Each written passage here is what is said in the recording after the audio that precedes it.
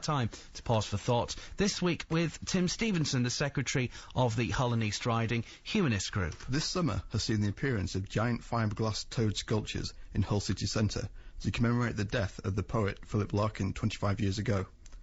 If there was ever an atheist I might be tempted to describe as spiritual, perhaps it would be Larkin. Poems such as Church-Going express a kind of sadness and loss he felt as an atheist visiting an old church, which he once heard was proper to grow wise in, if only so that so many dead lie around. At the same time, poems such as High Windows spoke of the freedom of the young to break free from the shackles of religion, no God anymore, or sweating in the dark about hell and that, or having to hide what you think of the priest.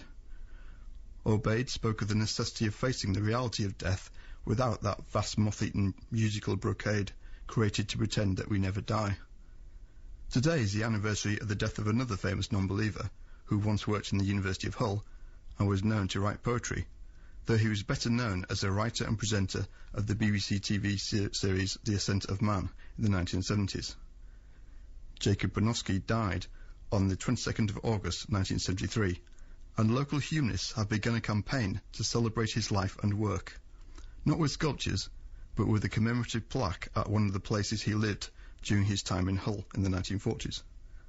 I would contrast Larkin's gloomy fear about death with Bronowski's exuberant humanism and his Promethean spirit. Bronowski once said, "It is vain to say human beings ought to be satisfied with tranquility. They must have action, and they will make it if they cannot find it.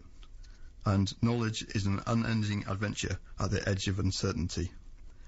Every animal leaves traces of what it was.